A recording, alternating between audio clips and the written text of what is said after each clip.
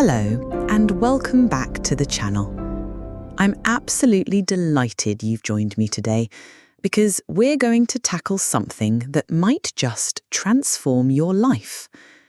It's a simple word, just 2 letters, yet it's arguably one of the most powerful tools in your personal arsenal. Today, we're exploring the extraordinary power of saying no. Now, before you think this is just another self-help ramble, stick with me.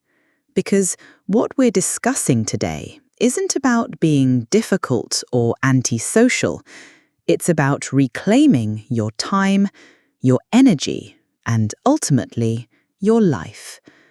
It's about understanding that every yes you give is simultaneously a no to something else, and learning to make those choices consciously rather than by default.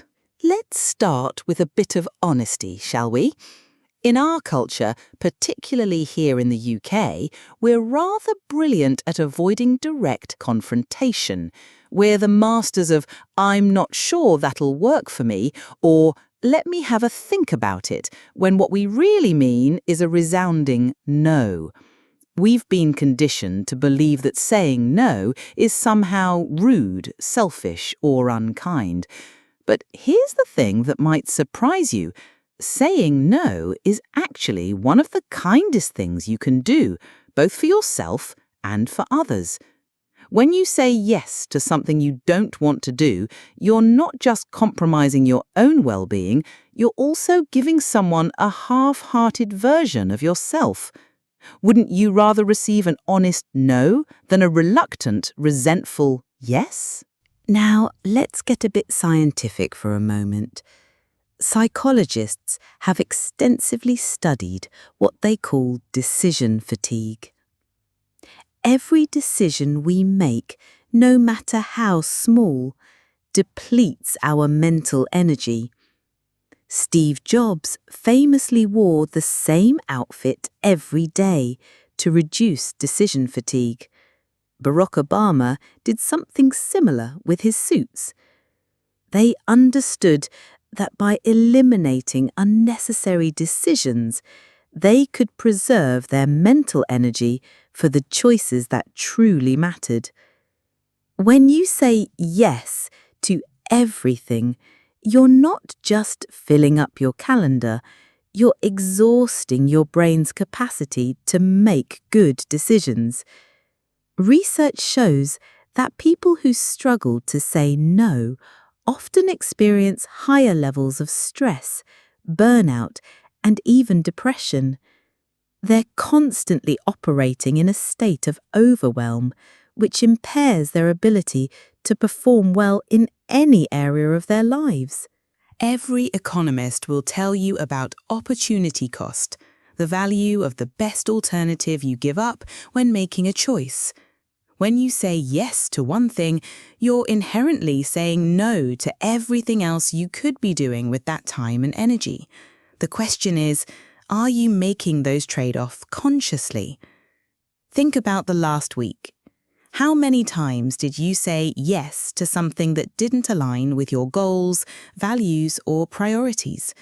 Perhaps it was staying late at work for a project that wasn't urgent, attending a social event you weren't excited about, or taking on a favor for someone that left you feeling drained.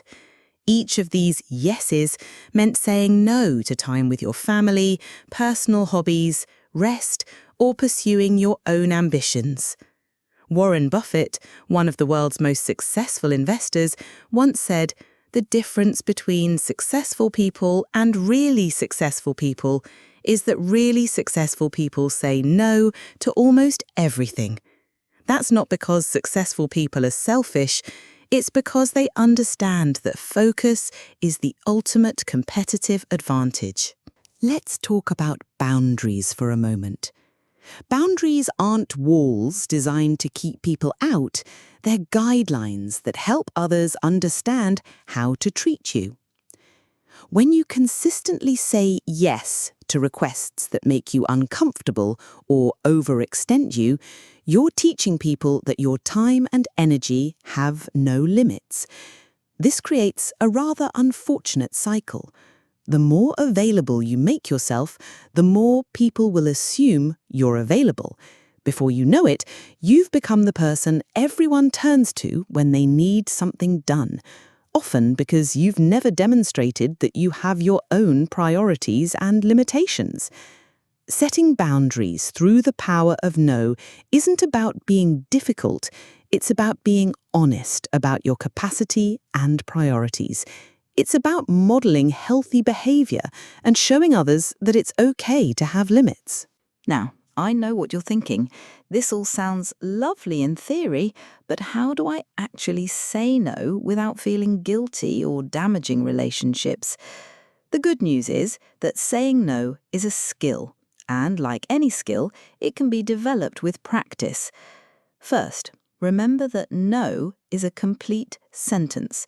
You don't need to justify, explain, or apologize extensively for your decision.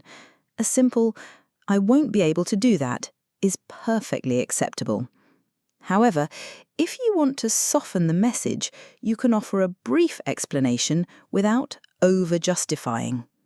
For instance, instead of saying, "I'm so sorry, I know I should help, but I'm just so busy right now and I feel terrible, but I don't think I can manage it and I hope you understand," try, "I won't be able to help with that project as I'm committed to other priorities right now."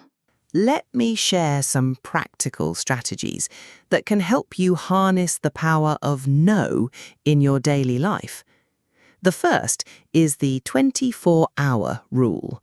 When someone asks you to commit to something, unless it's genuinely urgent, tell them you'll get back to them within 24 hours.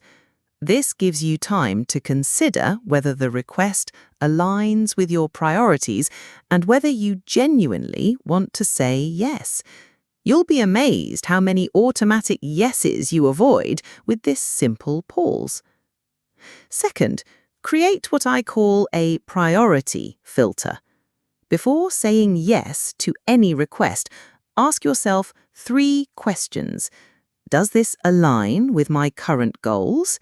Will this energize me or drain me? What am I saying no to by saying yes to this? If the answers don't feel right, it's probably a no. Third, practice saying no to small things first.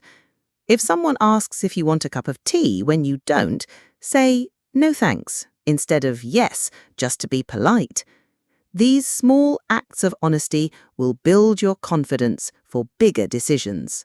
In professional settings, the power of no becomes even more crucial.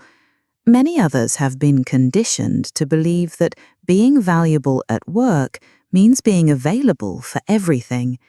But here's a counterintuitive truth. The people who are most valued at work are often those who are selective about what they take on. When you say yes to every project, every meeting, every request, you dilute your effectiveness. You become the person who's involved in everything but excelling at nothing. Instead, focus on being exceptional at the things that truly matter to your role and your organization's success. This doesn't mean being uncooperative. It means being strategic. When you need to decline a request at work, offer alternatives when possible. "I can't take on that project this month, but I could help in January," or "perhaps Sarah would be perfect for this." Now, let's address the elephant in the room. Saying no in personal relationships. This is where many of us struggle most because we fear disappointing people we care about. But here's something to consider. Healthy relationships can withstand honest communication about boundaries.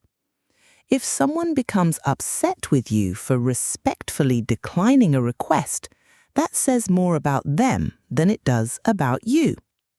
People who truly care about your well-being will respect your boundaries. Those who don't might be taking advantage of your inability to say no, whether consciously or unconsciously. Let's be honest about guilt for a moment. When you start saying no more often, you will likely feel guilty at first. This is completely normal. Guilt is often the price we pay for changing patterns that no longer serve us. The key is to recognize that feeling guilty doesn't mean you've done something wrong. Guilt often arises when we're transitioning from people-pleasing behavior to more authentic, boundary-setting behavior. It's your old programming trying to pull you back to familiar patterns. Acknowledge the guilt, understand where it's coming from, but don't let it dictate your decisions. Here's what I want you to understand. Every no you say to something that doesn't serve you is a yes to something that does. When you decline that social obligation you're dreading, you're saying yes to a peaceful evening at home. When you refuse to take on extra work that isn't your responsibility, you're saying yes to better performance in your actual role. The power of no isn't about being negative or uncooperative, it's about being intentional with your life. It's about recognizing that your time and energy are finite resources that deserve to be invested wisely. As we wrap up today's discussion, I want to leave you with a challenge.